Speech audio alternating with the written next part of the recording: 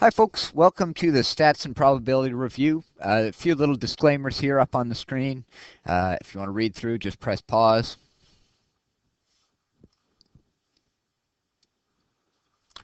Here we go. Topic 6, Stats and Probability. So you need to be able to work with frequency tables, diagrams, and box and whisker plots. You need to be able to find mean, median, mode by hand. If we're given this box and whisker plot, what does it tell us? Well, the box and whisker plot tells us the lowest value is 13, so the min is 13. The max would be 59, which in turn tells us the range.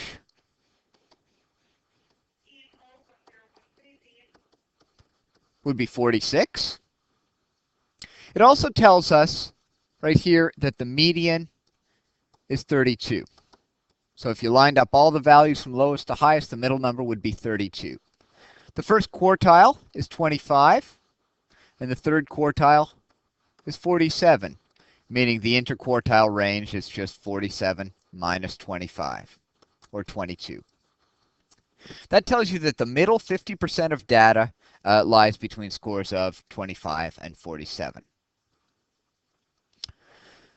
Look at this example here with goldfish. Lifespans of 200 pet goldfish are represented in the frequency table below. So 0 to 1 years, we've got 40 goldfish. 77 live between 1 and 2 years, 32 between 2 and 3, 28 between 3 and 4, and 23 goldfish between 4 and 5. And we're going to assume that none of them lived longer than that, though I know they could. Complete the following cumulative frequency table and draw a cumulative frequency curve. So that's just adding up how many reach a lifespan of a maximum of 1 year. Well, there'd be 40. Now, a lifespan of a maximum of 2 years would be the 40 and the 77. If we add those together, we get 117. Maximum of 3 years, well, that would be our first 3, or just 117 plus this 32. Gives us 149. Okay. Maximum of 4 years, add another 28 and you're at 177. And finally, add 23 and you're at 200. So we've accounted for all the goldfish by the time we hit 5 years. We're going to draw the cumulative frequency curve. So we need to label cumulative frequency over here. Lifespan in years. And we're going to plot what we know. By the time we hit 1 year, we're at 40 goldfish. 2 years, we're at 117, so that's around here. 3 years, we're at 149, so that's about here. 4 years, we're at 177, that's about here. And by 5 years, we're at our 200. Join them in a smooth curve. And there we go. All right, calculate the expected lifespan of a goldfish. So we've lost some information right off the get-go. We don't know how long each of these individual goldfishes lived, but we know that there were 40 between 0 and 1 years. Well, the average of 0 and 1 years would be 0.5 years. So we're going to use mid-intervals here. Grab our GDC, get it to do the actual calculation. So those 0 to 1 year fish, we're going to call them 0.5 in terms of their average lifespan. 1 to 2, that's like 1.5. It's an average lifespan. This is the best estimate we can come up with as to the lifespans of these fish. Put in my frequencies, 40, 77. Really, I'm finding the mean here,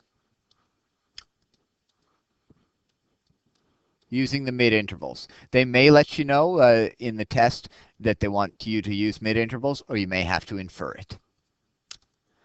Stat, we're going to look at one variable statistics for this information, which I put in list 1 and list 2. And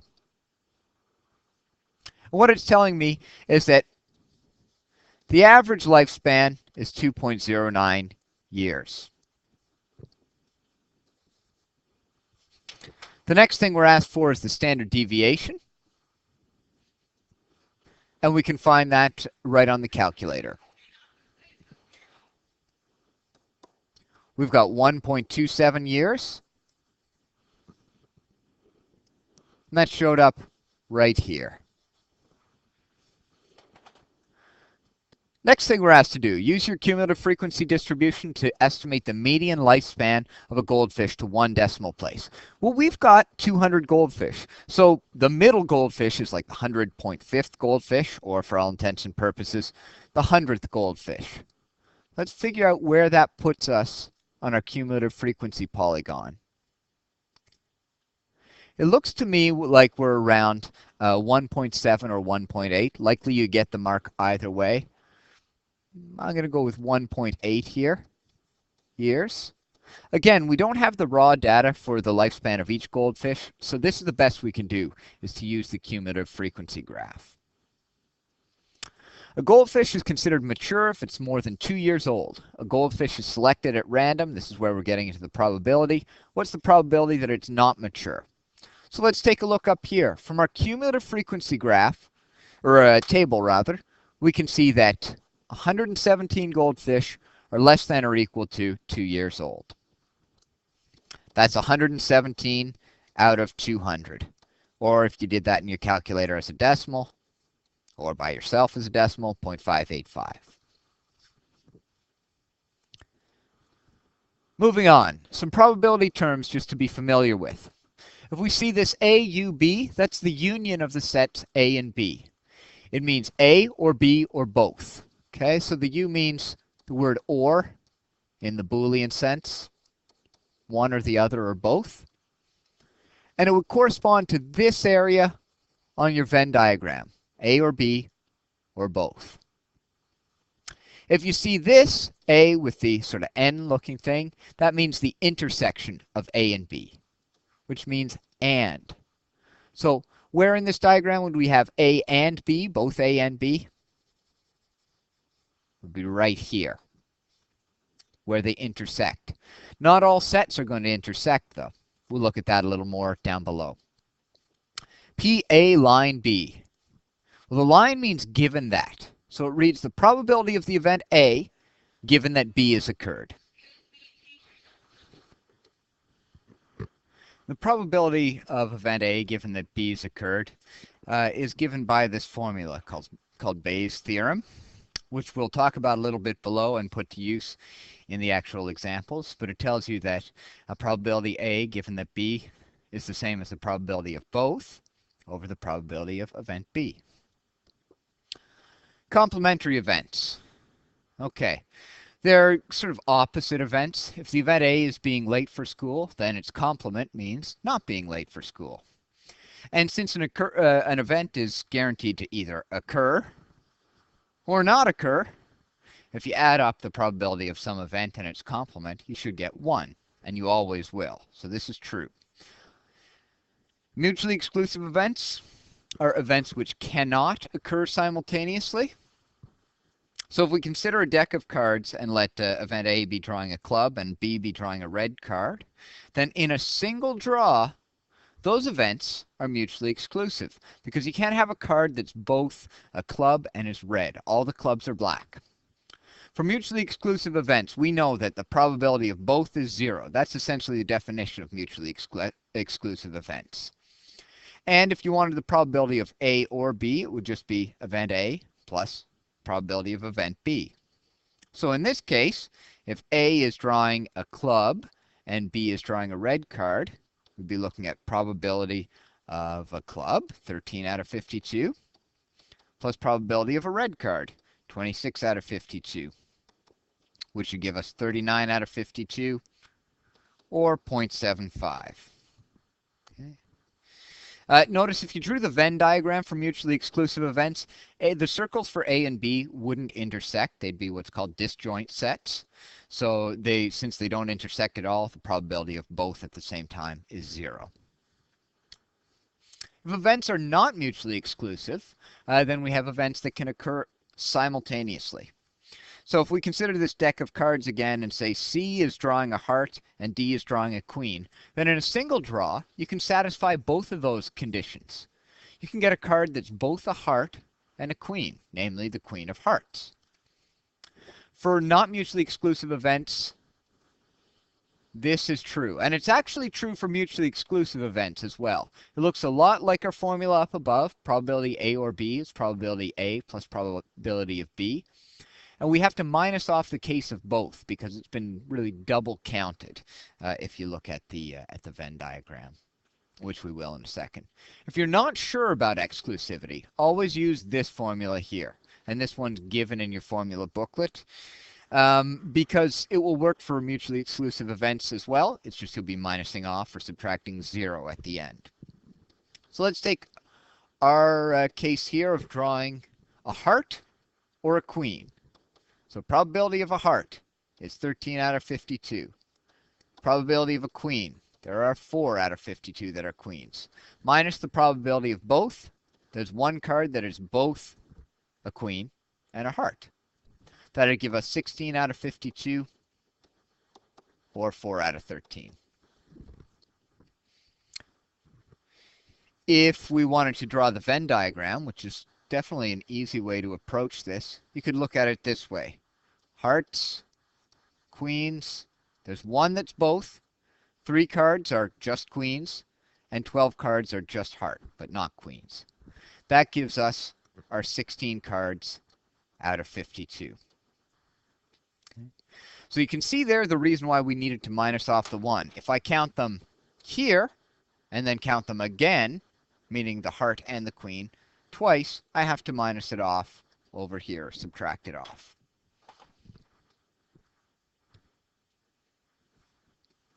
The formula for P, A, or B can be rewritten.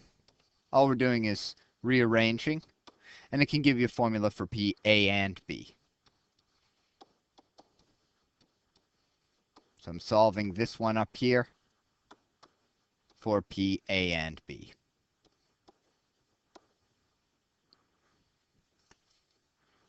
We've classified events as mutually exclusive or not.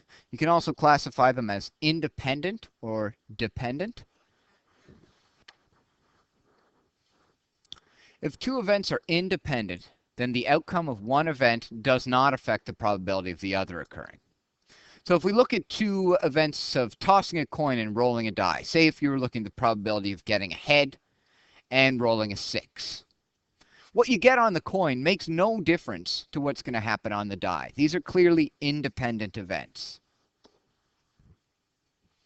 If you try to draw 2 clubs from a deck without replacing, the fact that you drew a club the first time means that you're down 1 club and you're also down 1 card in the deck. So getting that first club has changed the probability of getting another club, meaning these are dependent events. If events are independent, then the probability of A and B is just PA times PB. Okay, so if we're talking about flipping a head and rolling a 6, we'd be looking at 1 in 2 probability of a head, 1 in 6 probability of a 6, or a 1 in 12 chance of getting both head and a 6. That only works for independent events. And that's also given in your formula booklet. It's one way to test whether events are independent. Conditional probability, we looked at it above. It's often events that use the given that statements. Guiding formula is called Bayes' theorem. We're looking at dependent events here. So if I rearrange this, I can actually put it this way. Probability of A and B is going to be probability A given that B happened times probability of B. Really similar to our formula for independent events, but we have to put the given then that statement in because for dependent events, our probabilities change based on what's happened with one event. All right, you want to be able to work with Venn diagrams and tree diagrams. So here would be an example question. 82 students in grade 12 at a school, 64 take math, and 56 students take Spanish. 12 students don't take either. Okay, so if I wanted to put this in my Venn diagram, I know for sure 12 don't take either. If I wanted to find out how many students take both math and Spanish, I could say, okay, probability of math and Spanish from back here, the rearrangement of this formula would tell me that its probability of math, okay, probability of math was 64 out of 82, plus probability of Spanish,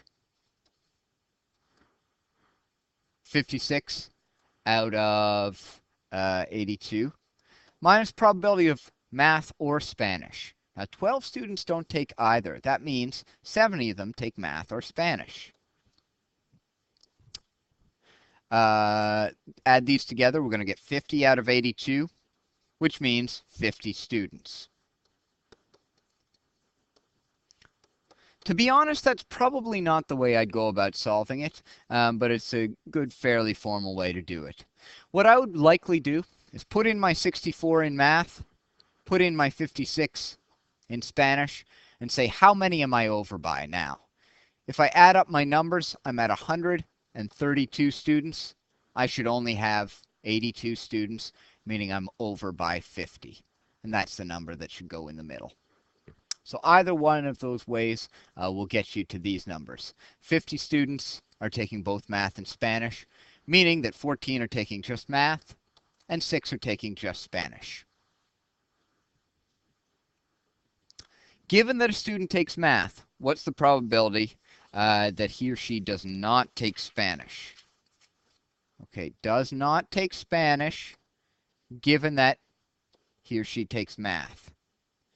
It's going to be the same as, this is from Bayes' theorem, Spanish and math, all over probability of math. Probability of Spanish and math, just from up there, is going to be 50 out of 8, or sorry, not Spanish and math. Not Spanish and takes math is 14 out of 82 over the probability of math, which is 64 out of 82. Divide those out, you get 14 out of 64, just multiplying by the reciprocal, or 7 out of 32. So that's a way to use Bayes' theorem to do this. Another way that you could do it is you could say there are 64 students taking math. So I could call these math people. There are 14 math people not taking Spanish. So 14 out of 64, which would also get us to 7 out of 32. One way is a little more formal than the other. They'll both get you there. Show that M and S are not independent, meaning that they're dependent. Well, if M and S are independent,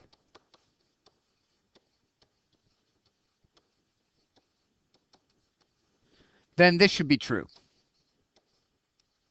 Probability of math and Spanish should be the same as probability of math times probability of Spanish. Probability of math is 64 out of 82. Probability of Spanish is 56 out of 82.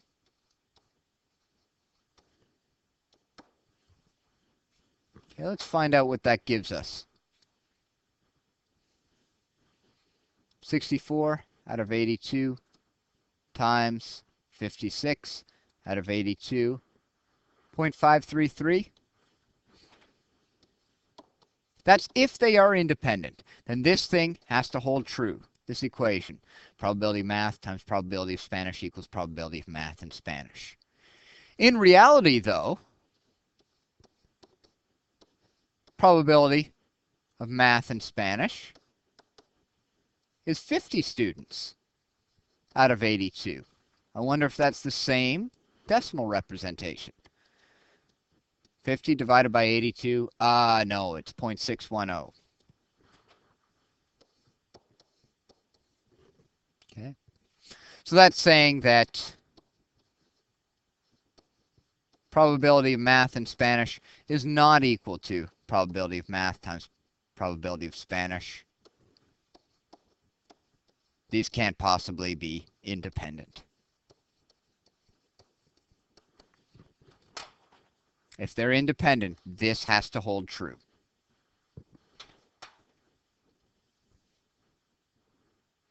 Standard deck of cards contains 52 cards and 4 aces. A student selects a card from a standard deck and records whether or not it's an ace. Without replacing the first card, he selects a second card and records whether it is an ace. Complete the following tree diagram. So, probability of drawing an ace first is 1 out of 13, which just came from 4 aces out of 52. Probability of a non-ace is 12 out of 13, which came from 48 non-aces out of 52 cards. Now, if I've taken out one of my aces in my first draw over here, I'm down to 3 aces out of 51.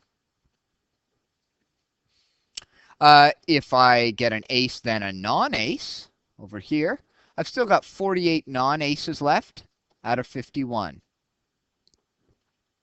If my first card is not an ace, then I've got all 4 aces left out of 51 cards. It's down to 51 cards because we've taken one out in our first draw. And finally, if I have non-ace, then non-ace, that means I'm down to 47 non-aces out of 51. I can run this through in my calculator. I'm going to put them in here as unreduced fractions. I'm just multiplying top times top, bottom times bottom.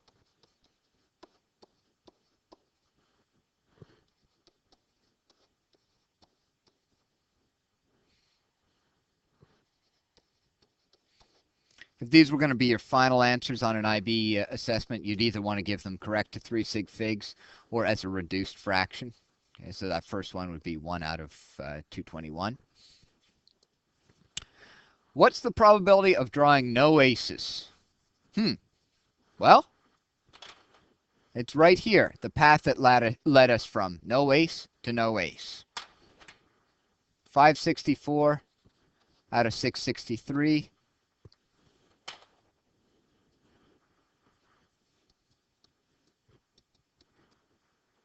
Or roughly 0.851.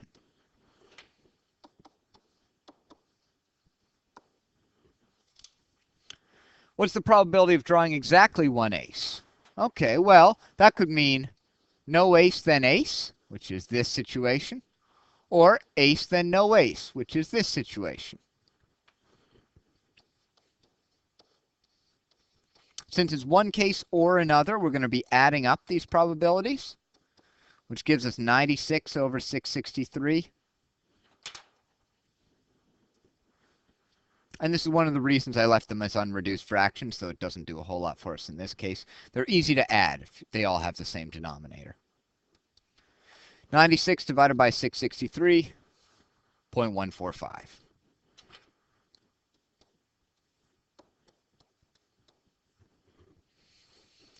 Given that the first card's an ace, what's the probability of drawing another ace?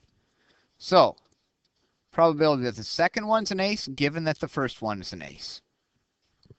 That's going to be the same as probability of both being aces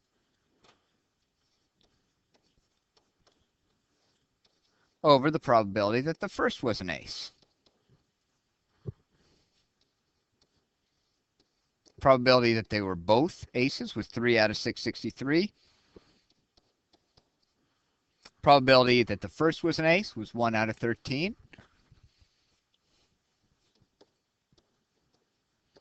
Flip and multiply, 39 out of 663, or 1/17.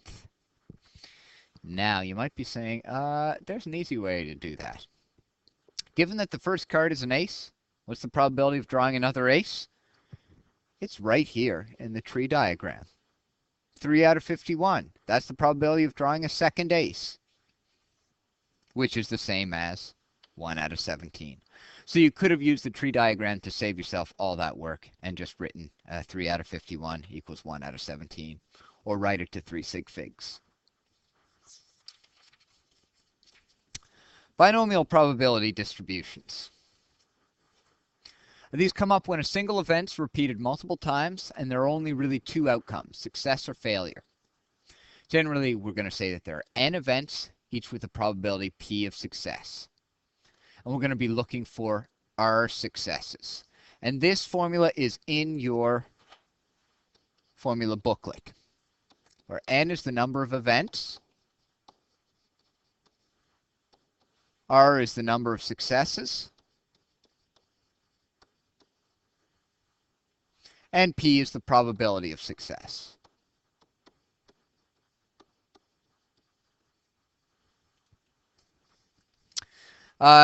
Your binom PDF and binom CDF functions on your calculator, meaning binomial probability distribution function and binomial cumulative, should be probability distribution function. They can be used for all of this, but there are reasons to be conversant with all the ways of doing it, both this and the binom PDF and CDF. So we'll take a look at an example. Ian often has a coffee in class. Each day there's a 91% chance he'll bring a coffee. What's the probability that he'll have exactly coffee at exactly 3 classes this week? So we're talking about 5 classes, which assumed 5 classes in a week. We have classes on weekdays here. So 5 events. I want to see success in 3 of them. And that 5-3 means 5C3 in your calculator. Probability of success. Well, it's 0.91 to the power of R, which is the number of successes. That's 3. 0.009 to the power of 2. If you're using a TI calculator, this is where you find the combinations. You go 5, math, over to PRB, down, down. 5C3, okay, that's 10. You might have known that from Pascal's triangle or from the formula for combinations. That times 0.91 cubed times 0.09 squared. And we get 0.0610. Or roughly a 6.1 chance that there's coffee at exactly 1 class. Now there's another way to approach this in your calculator. If we go to stat and the lists, I'm going to clear them out. What's the lowest number of coffees or days Ian can bring coffee to class each week? Well, it would be 0. And it could go all the way up to 5 days. There's a probability distribution that goes with this. And if I go in my L2 heading, I can get at that probability distribution. It's second vars, and depending on your calculator, it'll be somewhere a little bit different in this menu. But it says binom PDF, binomial probability distribution function. You need to tell your calculator 2 things: the number of events, which in this case is 5, and the probability of success. What it does from there is let you know the probability of each possible event. So you can see right here that the probability of having exactly 3 days where there's coffee is 0.0610, exactly what we found. When you use this binom PDF, you need to tell it the number of events and the probability of success. Generally, that's a pretty good method for dealing with these binomial probability questions. What's the probability that he'll have coffee at most 2 classes this week? Well, we could take probability of 0 plus probability of 1 plus probability of 2. I go to my calculator. Probability of 0 is roughly 0.000006. Okay, because it was 5.9 times 10 to the negative 6. Probability of 1 is going to be 3 times 10 to the negative 4, which would be 0.0003, plus probability of 2, which if you go to your calculator is 0.00604. Add them together, and we get 0.00634. Another approach to this would be to set up another column for your cumulative probability. So something similar, we go to the L3 heading, second vars, binom CDF this time. Tell it the exact same information. There are 5 events, and 0.91 is our probability of success. And it tells me here the probability of up to 2 days with coffee. So up to 2 successes. By the time we hit 5, we're not surprised we have a probability of 1 because the probability of having up to 5 days where you have coffee out of 5 has to be 1. There's a 100% chance that you'll have somewhere between 0 and 5 days. So if we went straight to binom CDF, you'd see your answer, 0.00634 right here. Probability of having classes at least 3 days this week. Bunch of ways that you can do this. You could do probability of 3 plus probability of 4 plus probability of 5 from your binom PDF. I'm going to give you these numbers. 6104. That was our probability of 3 that we found up here. Plus 0.309 is the probability of 4 right in your calculator. And probability of 5 is 0.0624 or 0.624. Another way that you could approach it is to say probability of at most 2 we just found was 0.00634. We could use the complement to find probability of at least 3. So at least 3, sort of the opposite event or complementary event to at most 2. And since complements probabilities add to 1, we'd just be saying 1 minus this number here, probability of at most 2.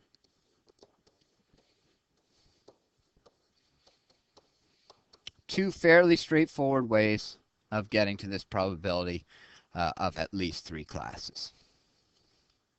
Okay, so from that it looks like the binom PDF and the binom CDF are the best ways to approach these questions. But there are some that you can't answer that way. And this one here is a good example. As you probably notice on the IB exams, you never know where the unknown's going to show up. It might not show up where it usually does on your standard questions. So Brett plays a game 6 times. The probability of winning exactly 4 games is 0.24. So there are 6 events, and we're interested in seeing 4 successes. We want to find the probability of winning a single game, or P. Well, this is going to be P to the 4th, 1 minus P to the power of 2. This is straight from our formula up here. The probability of those 4 wins is 0.24. And 6C4, if you work it out, you'll get 15.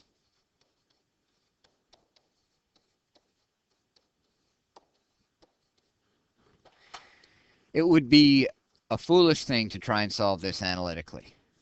We go to our GDC. I do it graphically. I put in one side, 15x to the power of 4, 1 minus x, all squared. Then I'll put my other side of the equation, 0.24 in the other side. I know my window settings.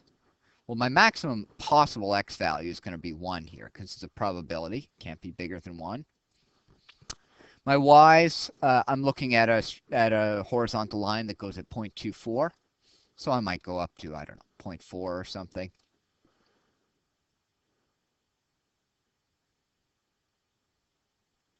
All 2 points of intersection.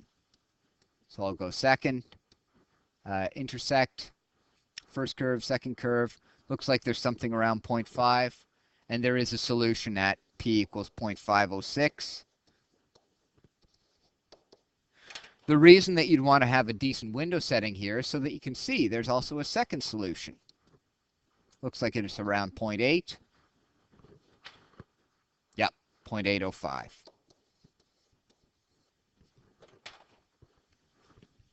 That question wouldn't be possible with your binom PDF function on your calculator.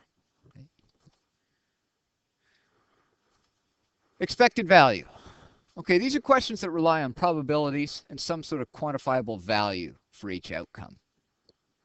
So we're often considering money here. If we have a game where a student rolls a cubicle die, if the die shows a 6, the student wins $9. If the die shows a 1 or a 2, the student wins $6. If it shows 3, 4, or 5, the student wins $1.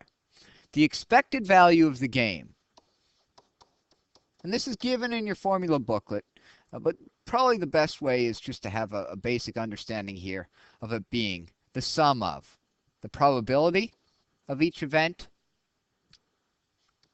times its value.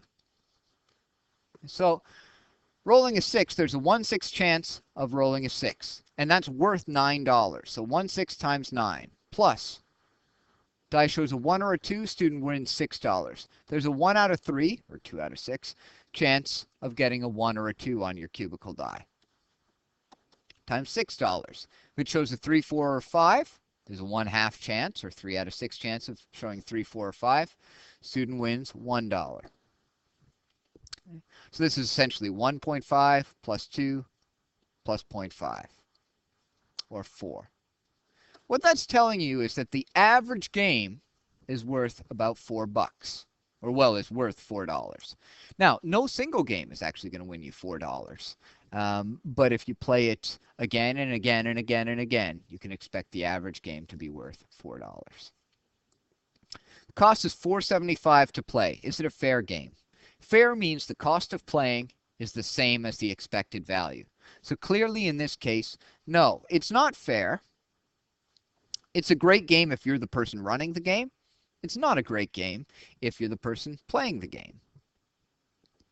Ralph plays the game 30 times. How much money do we expect him to win or lose? Well, it costs him $4.75 to play, and he's got an expected return $4 on each game. That means every game he's going to be losing 75 cents through 30 games.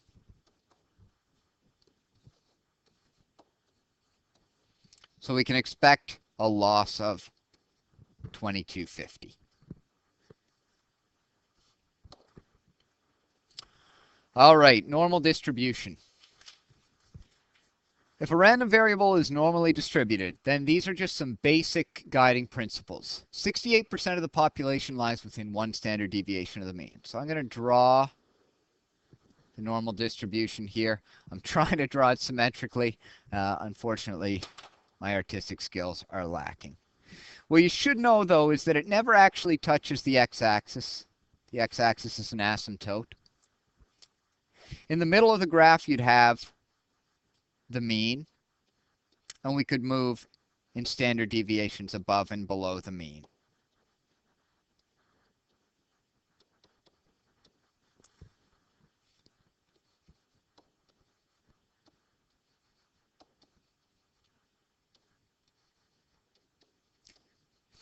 It's symmetrical about the mean, even though, as I said, mine doesn't look perfectly symmetrical. So 68% of the population is going to be between one standard deviation below and one standard deviation above the mean, right in here.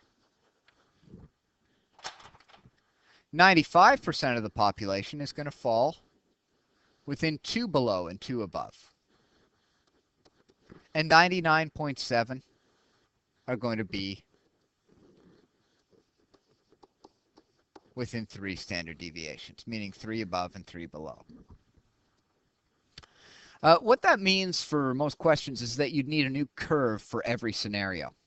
But instead of doing that, we typically convert our scores to standard scores or z-scores. So these would be x's or raw scores that we're counting here. If we made the standard curve, the standard normal curve, we'd be looking at a curve that has a mean of 0 and goes up by standard deviations.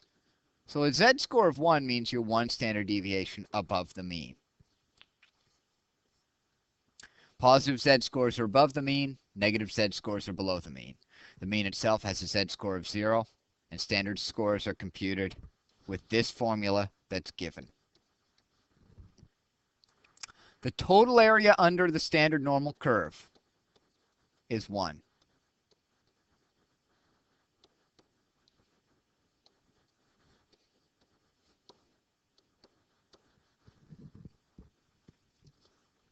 Few things that you can do to do these questions, or use to do these questions rather, is use your formula booklet, which has all those tables in the back, or you can use your GDC and use the shade norm function or inverse norm function.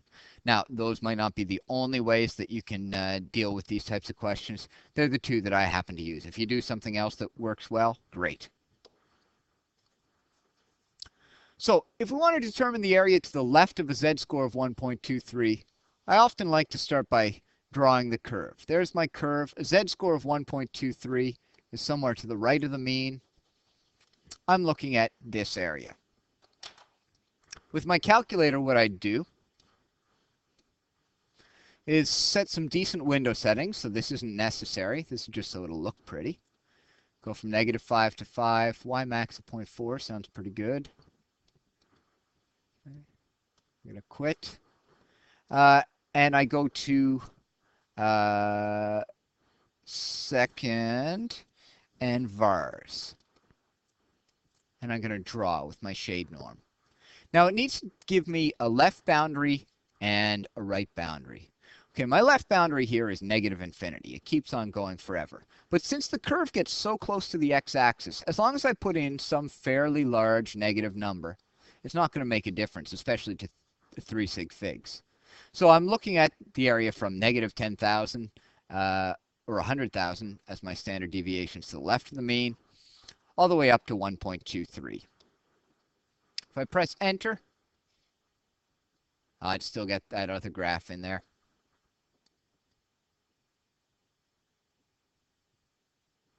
There we go. That looks more or less like what I drew and gives me an area of 0.891.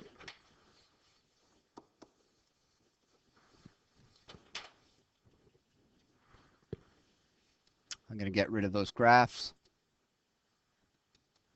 Quit. To the right of a z-score of -0.53, okay, here's -0.53. So I'm looking for this area on the curve. I'll do the same thing. If I want to get rid of what I've got already drawn, I press second program and clear draw. Done. Second vars, I'm going to draw that shade norm again. Here, my left boundary is -0.53, and my right boundary is basically positive infinity, but as long as I choose something pretty big, it'll look good.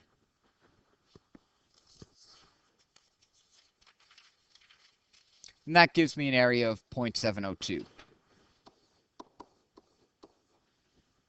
Between a z-score of -1.10 and 0.84. Let's try that out. Again, I'm going to clear draw. I'll use shade norm, second vars, go over to draw between -1.1 and 0.84.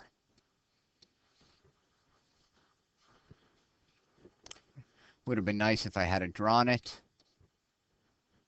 roughly this area. 0.664.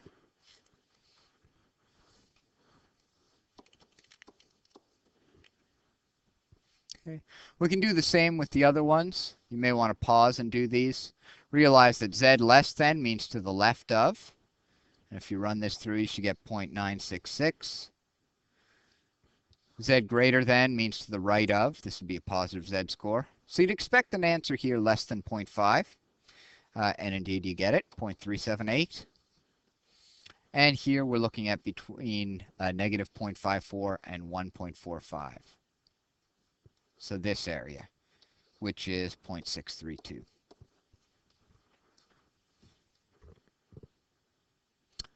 All right, heights of high school basketball players are normally distributed with a mean of 177 and a standard deviation of 4. What's the probability that a randomly selected high school basketball player is taller than 182 centimeters? First thing we need to do in a question like this is find the standard score. Because otherwise we can't use our shade norm. We don't know what's going on with the standard normal distribution. So Z was equal to X minus mu all over sigma, or the actual height minus the mean all over 4, which would give us 1.25. So that's how many standard deviations above the mean 182 centimeters relates to. We want people who are taller than that, so they're to the right of that score. Really what I'm looking for here is the probability of Z being greater than 1.25. What that means in our shade norm, and again I'm going to clear my old drawing, is we're going from 1.25 all the way up to infinity. Any fairly big number will do.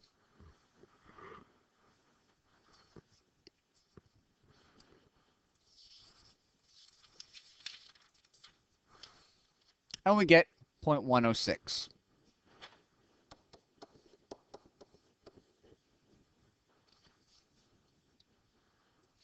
What's the probability that a randomly selected high school basketball player is between 169 and 185 centimeters? Well, we're going to need the Z scores for each of these. You may want to pause and figure this out. When you do, you get a Z of -2 and a Z of 2. So we're looking for the probability that we're lying between -2 and 2.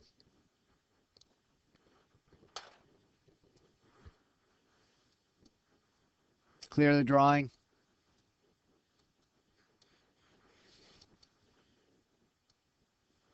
Shade norm from -2 all the way up to 2. We actually know what to expect here from our 68, 95, 99 rule. Roughly 95%.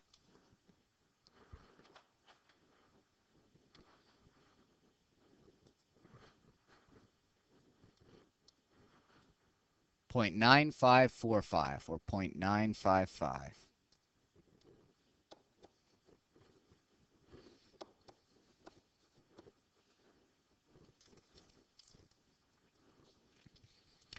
In a group of 250 high school basketball players, how many would be 182 centimeters or shorter?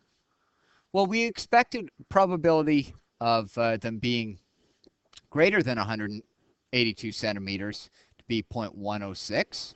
So probability that their raw score is less than equal to 182 is going to be 1 minus our probability that they're taller, or 0.894. We've got 250 of them. Each one has an 89.4% chance of being less than 182 centimeters. And that gives us 223.5 or 224 players.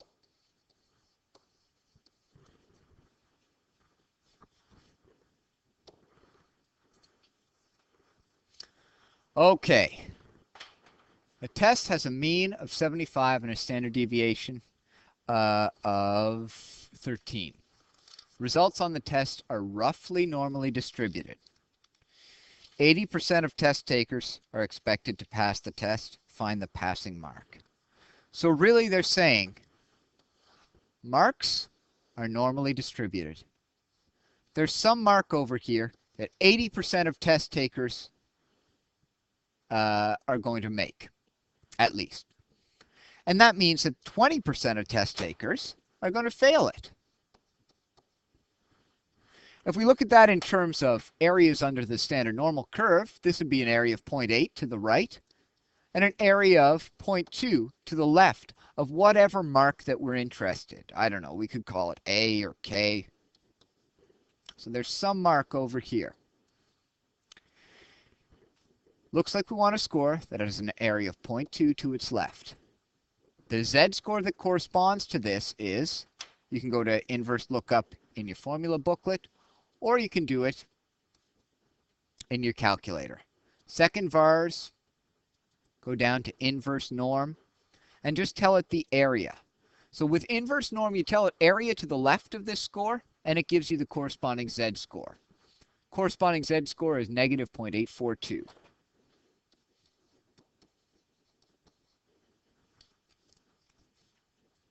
The last thing we need to do is transfer this into a raw score. And here's what we're going to need to use.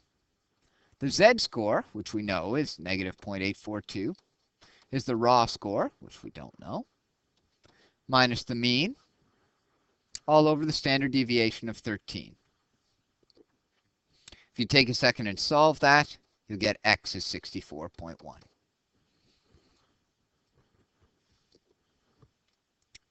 The last one's just sort of left as an exercise for you. Probability that a student scores lower than 88 means you're going to have to find the z-score. So I suggest you just pause and work through this yourself and then check it out. That's going to mean a z-score of 0.727. And the probability that z's less than 0.727 from your calculator is going to be 0.766. Percentage of students that scored between 65 and 88. So this corresponds to a z-score of negative 1.36. This we knew already was 0.727. So probability that z lies between negative 1.36 and 0.727. Work it through in your calculator and you're going to get 0.913. Probability that x is greater than 65. Okay.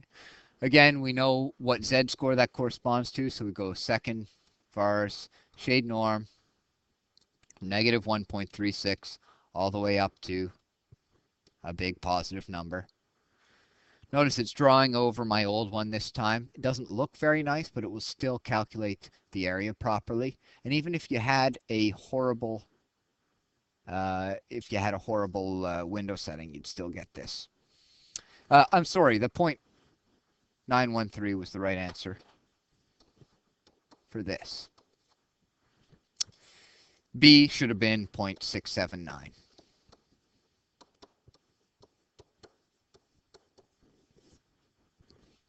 And lastly, what mark did 90% of them score above? Okay, this is very similar to the last example, example 2. When you work it through, we should get 65.9. Thanks for listening.